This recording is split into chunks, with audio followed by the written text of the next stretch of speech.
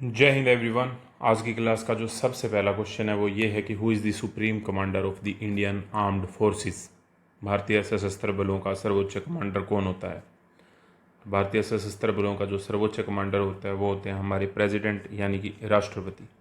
राष्ट्रपति की अगर हम बात करें तो आर्टिकल 52 के अंदर मेंशन किया गया है इंडियन कॉन्स्टिट्यूशन के, और ये फर्स्ट सिटीजन ऑफ इंडिया भी होते हैं। यानी कि अगर पूछा जाए कि भारत के पहले सिटीजन या नागरिक कौन हैं तो वो हमारे होते हैं राष्ट्रपति। अभी के समय पर अगर पूछा जाए कि इस समय पर हमारे राष्ट्रपति जी कौन हैं तो वो हैं द्रौपदी मुर्मू जी। तो द्रौपदी मुर्मू जी हमारे राष्ट्रपति हैं इस समय पर, और इन्हें फर्स्ट सिटीजन ऑफ इंडिया भी बोला जाता है। आर्टिकल कॉन्स्टिट्यूशन का जो है हमारा 52 है, जिसके अंडर ये बात लिखी हुई है कि there shall be a president of India.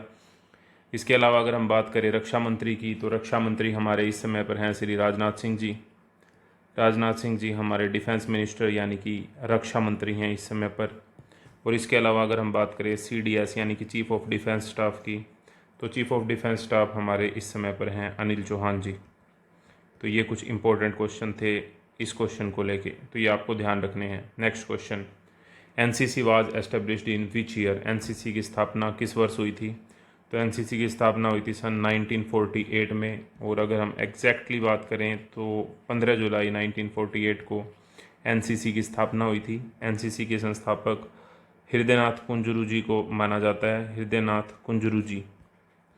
अगर पूछा जाए कि NCC की स्थापना किन्होंने की तो हृदयनाथ कुंजरू जी इसका करेक्ट आंसर हो जाएगा। 15 जुलाई 1948 को NCC की स्थापना हुई थी। NCC की जो फुल फॉर्म होती है वो होती है हमारी नेशनल कैडेट कोर। NCC की क्या फुल फॉर्म होती है? National Cadet Corps. Next question, what is the motto of NCC। NCC का जो आदर्श वाक्य है वो क्या है?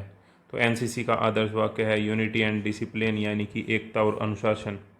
कोई भी जो ऑर्गेनाइजेशन होती है उसका एक मोटो होता है। तो इसी तरीके से हमारी अगर हम इंडियन आर्मी की बात करते हैं, इंडियन आर्मी, अगर इंडियन आर्मी की बात करें तो उसका जो मोटो है वो है सर्विस बिफोर सेल्फ। उसका क्या मोटो है? उसका मोटो है सर्विस बिफोर सेल्फ। अगर हम बात करें इंडियन एयरफोर्स की, तो इंडियन एयरफोर्स का जो मोटो है वो है हमारा touch the sky, touch the sky with glory, touch the sky with glory. ये हमारा इंडियन एयरफोर्स का मोटो है। और अगर हम इंडियन नेवी की बात करते हैं तो वो हमारा मोटो है शमनो वरुण, शमनो वरुणा। ये संस्कृत में है। इसका मतलब होता है मे दी गॉड ऑफ सी या may the god of water uh protect us. तो वरुणा जो है वो जल देवता को कहा जाता है यहाँ पर। तो ये मोटो भी आपको ध्यान रखने हैं। तो NCC का मोटो होता है हमारा unity and discipline. Next question, the headquarter of NCC is located in. NCC का मुख्यालय कहाँ पर है? तो हेडक्वार्टर की अगर हम बात करें तो न्यू दिल्ली में है। अगर आपसे पूछा जाए कि इंडियन आर्मी का हेडक्वार्टर बताओ, इंडियन आर्मी का हेडक्वार्टर, तो वो भी न्यू दिल्ली में है। इंडियन एयरफोर्स का अगर पूछा जाता है तो न्यू दिल्ली में है। और इंडियन नेवी का अगर पूछा जाता है तो वो भी न्यू दिल्ली में है। तो NCC, आर्मी, नेवी, एयरफोर्स सभी का जो हेडक्वार्टर है वो कहाँ पे है?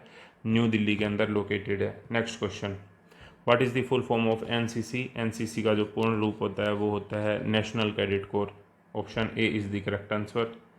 What is the minimum attendance required in NCC training to appear for the B certificate exam. तो अगर आपको B सर्टिफिकेट एग्जाम के लिए अपीयर होना है तो उसके लिए न्यूनतम उपस्थिति कितनी आवश्यक है? तो 75% अटेंडेंस आपकी होना कंपलसरी है, जो आपकी परेड होती है उनमें, जो आपकी ट्रेनिंग होती है उनमें। इसी तरीके से अगर आप C सर्टिफिकेट का एग्ज़ाम दे रहे हैं, 3 सर्टिफिकेट होते हैं NCC में, A सर्टिफिकेट, B सर्टिफिकेट और C सर्टिफिकेट। A सर्टिफिकेट हमारा सबसे नीचे होता है, C हाईएस्ट होता है यहाँ पे। और सभी के लिए अगर हमको एग्ज़ाम देना है, एडमिट कार्ड चाहिए, तो 75% अटेंडेंस होना कंपलसरी है, ये कंडीशन है। What are the 3 wings of the NCC। NCC में 3 विंग कौन कौन से हैं? तो आर्मी, नेवी और air. Army wing, naval wing और एयर विंग। आर्मी, नेवी और एयरफोर्स, ये तीनों NCC के विंग हैं। Which certificate is the highest in NCC। NCC में कौन सा प्रमाण पत्र सर्वोच्च होता है? तो ये बात मैंने आपको बताई कि A सबसे नीचे, उससे बड़ा B सर्टिफिकेट होता है, उससे बड़ा C सर्टिफिकेट होता है। बी सर्टिफिकेट को करने के लिए ए सर्टिफिकेट की कोई ज़रूरत नहीं है, किया हो तो अच्छी बात है, ना किया हो तो भी काम चल जाएगा। लेकिन अगर आपको सी सर्टिफिकेट करना है तो बी सर्टिफिकेट होना ज़रूरी है। विदाउट बी सर्टिफिकेट के आप सीधे सी सर्टिफिकेट नहीं ले सकते, ये बात आपको ध्यान रखनी है। और बीच में मैं आपको एक बात बता दूं कि ये जो क्वेश्चंस मैं आपको करा रहा हूँ ये एक पीडीएफ में से करा रहा हूँ, जिस पीडीएफ के अंदर हमने 500 मोस्ट इम्पोर्टेंट एमसीक्यू बना रखे हैं, उसमें लिख रखे हैं, जो कि आपके एनसीसी के एंट्रेंस एग्ज़ाम के लिए यानी कि एनसीसी भर्ती एग्ज़ाम के लिए वेरी वेरी इंपॉर्टेंट क्वेश्चन, ताकि आपको अलग अलग बुक्स को ना पढ़ना पड़े, इधर उधर ना जाना पड़े। और कई बच्चों को तो ये भी आइडिया नहीं होता कि किस तरह के क्वेश्चन पूछे जाते हैं। तो इसीलिए 500 मोस्ट इम्पोर्टेंट एमसीक्यू की ये पीडीएफ बनाई गई है। और इस पीडीएफ को डाउनलोड करने का जो लिंक है वो आपको वीडियो के डिस्क्रिप्शन में और पहले कमेंट में मिल जाएगा, वहाँ से जाके आप इस पीडीएफ को डाउनलोड कर सकते हैं।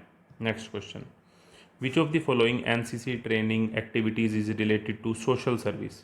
सोशल सर्विस, निम्नलिखित में से कौन सा एनसीसी प्रशिक्षण सामाजिक सेवा से संबंधित है। तो सामाजिक सेवा से अगर यहाँ पे बात करें तो ब्लड डोनेशन कैंप जो है वो हमारा सामाजिक सेवा से संबंधित है। ब्लड डोनेशन कैंप की जब हम बात करते हैं तो हमको याद आते हैं blood group, blood groups. Blood groups की अगर हम बात करें तो मेनली जो ब्लड ग्रुप्स होते हैं वो होता है ए बी और ओ। ठीक है, ये हमारे ब्लड ग्रुप होते हैं। ब्लड ग्रुप की जो खोज की थी वो की थी कार्ल लैंडस्टीनर ने। कार्ल लैंडस्टीनर जो हैं उन्होंने ब्लड ग्रुप की खोज की थी। और जो सबसे ब्लड ले सकता है वो होता है ए बी पॉजिटिव, और जो सबको ब्लड दे सकता है वो होता है ओ नेगेटिव, यूनिवर्सल डोनर और universal receptor. Next question, who is the founder of NCC. NCC के संस्थापक कौन है। तो Hridaynath Kunzru ji. Option C HN. Kunzru हमारा जो है वो सही जवाब है एनसीसी के संस्थापक में। ठीक है, तो ये बात आपको ध्यान रखनी है ये भी। नेक्स्ट क्वेश्चन हमारा, what does the drill in NCC improve. Drill जो एनसीसी में है वो मेनली किस लिए कराई जाती है। वो कराई जाती है डिसिप्लिन और कोऑर्डिनेशन को इम्प्रूव करने के लिए। एनसीसी में ड्रिल करने से क्या सुधार होता है, अनुशासन और समन्वय का जो सुधार होता है वो होता है। Next question, the national flag of India has how many spokes in the Ashok चक्र। भारतीय राष्ट्रीय ध्वज में अशोक चक्र में कितनी तीलियाँ होती हैं। तो 24 तीलियाँ होती हैं। अगर पूछा जाए हम बात करते हैं नेशनल फ्लैग की, तो नेशनल फ्लैग का जो रेशियो होता है वो होता है 3:2 का। 3 इसकी लंबाई होती है, 2 इसकी चौड़ाई होती है। इसका जो डिज़ाइन बनाया था वो बनाया था पिंगली वेंकैया जी ने। पिंगली वेंकैया जी ने जो हमारा नेशनल फ्लैग है इस टाइम पे ट्राई कलर, उसका डिज़ाइन बनाया था। और ये जो नेशनल फ्लैग हमारा है उसे अपनाया गया था 22 जुलाई 1947 को। 22 जुलाई 1947 को इस नेशनल फ्लैग को अपनाया गया था। और इसमें 3 कलर होते हैं, आपको पता है। सबसे ऊपर केसरिया होता है, उससे नीचे सफ़ेद होता है और उससे नीचे हरा कलर होता है। केसरिया हमारा बलिदान को दर्शाता है। अगर पूछा जाए तो सफ़ेद कलर जो है वो शांति यानी कि पीस को शो करता है, और हरा कलर जो है वो हरियाली को शो करता है। तो ये बातें भी आप ध्यान में रख सकते हैं। नेशनल फ्लैग के बारे में इम्पोर्टेंट है ये रेशियो, आप ध्यान रख सकते हैं 3:2 का। 3 लंबाई और 2 चौड़ाई इस तरह से होती है। और ये मैं पूरी सीरीज़ को कंटिन्यू करने वाला हूँ। इसमें आप पीडीएफ के साथ में पढ़ते रहेंगे और साथ साथ में मैं यहाँ पे एक्सप्लेन करता रहूँगा। जैसे आज की वीडियो में हम क्वेश्चन नंबर 1 से लेके क्वेश्चन नंबर 15 तक कवर कर रहे हैं, ऐसे ही हम आगे करके टोटल 500 के 500 क्वेश्चंस को मैं कवर करूँगा इसी एक्सप्लेनेशन के साथ। और अगर आप इन पूरी वीडियोज़ को देखते हैं और साथ में पीडीएफ से रिवाइज करते हैं तो डेफिनेटली आप एग्ज़ाम के अंदर बहुत ही अच्छा स्कोर कर पाएंगे। Who wrote the national anthem of India. जो हमारा नेशनल एंथम है, हमारा नेशनल एंथम है जन गण मन। ठीक है, तो वो किसने लिखा है, वो लिखा है रविंद्रनाथ टैगोर जी ने। लेकिन अगर हम बात करें नेशनल सॉन्ग की, जो कि हमारा है वंदे मातरम। नेशनल सॉन्ग की अगर हम बात करते हैं वंदे मातरम, तो वो लिखा है बंकिम चंद्र चटर्जी ने। भारत का राष्ट्रीय गान जो लिखा है वो रविंद्रनाथ टैगोर जी ने लिखा है। लेकिन अगर हम बात करें नेशनल सॉन्ग की, तो वो लिखा है बंकिम चंद्र चटर्जी ने। महात्मा गांधी जी ने हमें नारा दिया था करो या मरो का, यानी कि डू और डाई का नारा दिया था, डू और डाई। ठीक है, सुभाष चंद्र बोस जी के बारे में आपको कोई भी पॉइंट बताना है, ठीक है, आप ये बताएंगे। पराक्रम दिवस अगर आपने सुना है तो उसके बारे में आप कमेंट बॉक्स में बताएंगे। नेक्स्ट क्वेश्चन है हमारा, which river is known as the sorrow of Bihar. ऐसी कौन सी नदी है जिसे बिहार का शोक कहा जाता है। तो कोसी जो नदी है उसे हम बिहार के शोक के नाम से जानते हैं। कोसी नदी को बिहार का शोक कहा जाता है। Next question, the rank of DGNCC। DGNCC की फुल फॉर्म होती है director general of NCC। Director general of NCC यानी कि रैंक ऑफ जो DGNCC है वो किसके इक्विवेलेंट होती है, DGNCC का पद किसके समकक्ष होता है। तो इसमें से अगर हम बात करें तो लेफ्टिनेंट जनरल जो रैंक है वो उसके समकक्ष होता है। आज के समय में अगर हम बात करते हैं जून 2025 की अगर मैं बात करूं तो इस समय पर जो हमारे DGNCC हैं उनका नाम है लेफ्टिनेंट जनरल गुरबीर पाल सिंह। तो ये हमारे इस समय पर DGNCC हैं यानी कि डायरेक्टर जनरल ऑफ NCC हैं।